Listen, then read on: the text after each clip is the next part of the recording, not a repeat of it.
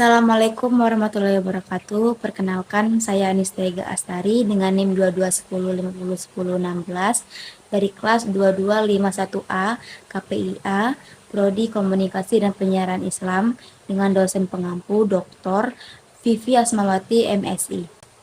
Di sini saya akan berperan sebagai VR di perusahaan Cash Handphone yang akan menjelaskan perencanaan komunikasi. Sebelum masuk ke penjelasan, di sini saya akan menjelaskan tentang apa itu perencanaan komunikasi. Nah, perencanaan komunikasi ini adalah penyataan tertulis mengenai serangkaian tindakan tentang bagaimana suatu kegiatan komunikasi akan atau harus dilakukan agar mencapai perubahan perilaku sesuai dengan yang kita inginkan. Baiklah, langsung saja ke strategi yang pertama, yaitu visi dan misi. Perusahaan kami memiliki visi dan misi sebagai berikut. Adapun visi dan misi dari perusahaan ini. Visinya bisa menjual produk di berbagai platform media sosial maupun offline store. Dan misinya yaitu menjadikan perusahaan yang bisa dikenal di kalangan baik anak muda maupun orang tua. Yang kedua, membuat casing handphone dengan motif yang lucu serta menarik perhatian para pembeli. Dan yang ketiga, mengedepankan kepuasan konsumen dengan selalu berkomitmen tinggi terhadap produk, jasa, dan lain. Adapun perencanaan intuitif dari perusahaan ini, yaitu perencanaan intuitif budaya. Seperti yang kita ketahui bahwa orang Indonesia mereka ingin harga yang murah dan barang yang berkualitas. Jadi di sini saya sebagai manajer perusahaan harus sangat amat kreatif dalam membuat produk casing handphone supaya bisa menarik perhatian pembeli. Yang kedua itu perencanaan intuitif nilai. Perusahaan kami di sini sangat memberikan pelayanan yang baik kepada setiap pembeli online maupun offline. Yang terakhir itu perencanaan intuitif intelektual. Di sini target sasarannya di semua kalangan dengan motif cash yang berbeda-beda, sesuai kesukaan pembeli dengan memberikan harga-harga yang terjangkau. Adapun perencanaan jangka panjang. Kami di sini mempunyai perencanaan jangka panjang yaitu go internasional.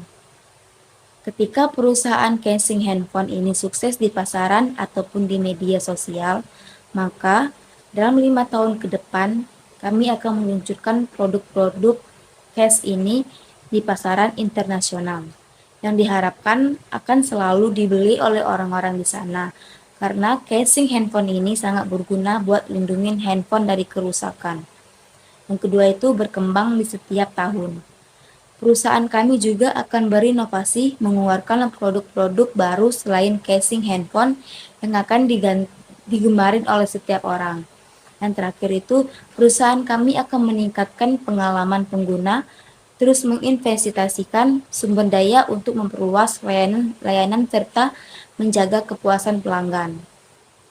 Adapun sejarah historikal, casing handphone pertama kali muncul pada era 1980-an, saat ponsel masih besar dan berat. Casing ini terbuat dari bahan yang kokoh seperti kulit, plastik, dan karet yang berfungsi untuk melindungi ponsel dari goresan, benturan, dan debu. Casing ini juga menjadi aksesoris utama untuk menunjukkan gaya pribadi pengguna. Seiring perkembangan teknologi ponsel, casing handphone pun ikut berkembang. Pada era 90-an, casing handphone menjadi lebih tipis dan ringan dan terbuat dari bahan yang lebih beragam seperti silikon dan TPU. Strategi VR dalam perbaikan kualitas. Nah, adapun strategi VR dalam perbaikan kualitas, perusahaan kami akan membentuk sebuah tim khusus kualitas dan bekerjasama dengan pemasok bahan baku untuk memastikan bahwa yang digunakan kualitas tinggi dan juga memperketat prosedur kontrol kualitas di semua tahap produksi. Dan yang terakhir, kami akan memanfaatkan platform media sosial untuk memperlihatkan perubahan yang telah dilakukan dan mendapatkan umpan balik dari pelanggan. Adapun kesepakatan dari perusahaan kami, yaitu menyelenggarakan pelatihan bagi karyawan dan bekerja sama dengan pemasok untuk memastikan bahan baku berkualitas tinggi. Yang kedua, mendapat sertifikat kualitas dan badan yang diakui. Nah, selanjutnya itu perencanaan operasional. Perusahaan kami memiliki perencanaan operasional, yaitu satu, produksi, yang dimana perusahaan kami akan mengembangkan desain intuitif dan ergonomis untuk casing handphone, dan menggunakan teknologi terbaru dan metode manufaktur yang efisien. Yang kedua itu jadwal produksi, di mana perusahaan kami menyusun jadwal produksi yang realistis berdasarkan peminat pasar. Yang ketiga itu manajemen SDM, di mana perusahaan kami mempekerjakan tenaga kerja yang kompeten dan berpengaruh dan berpengalaman. Yang keempat itu pemasaran dan penjualan, di mana perusahaan kami melaksanakan kampanye pemasaran melalui media sosial dan event promosi. Yang selanjutnya perencanaan pelaksanaan. Nah, perusahaan kami ini memiliki perencanaan pelaksanaan, yaitu satu, menganalisis pasar dan persaingan untuk menentukan strategi bisnis. Yang kedua, menguji bahan-bahan yang akan membuat casing handphone. Dan yang terakhir itu pelatihan karyawan bagaimana cara memasarkan produk dari perusahaan casing handphone. Nah, setelah kami meluncurkan produknya tersebut, di sini perusahaan kami terjadi sebuah kesalahan.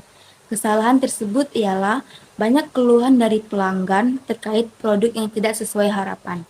Maka dari itu, kami mengadakan plan B, di mana plan B tersebut perusahaan kami meningkatkan responsibilitas layanan pelanggan dengan menyediakan tim khusus untuk menangani keluhan dan memberikan solusi cepat. Baiklah, itu saja penjelasan dari saya tentang bagaimana kita menjadi manajer di sebuah perusahaan. Sekian dari saya akhiri. Wassalamualaikum warahmatullahi wabarakatuh.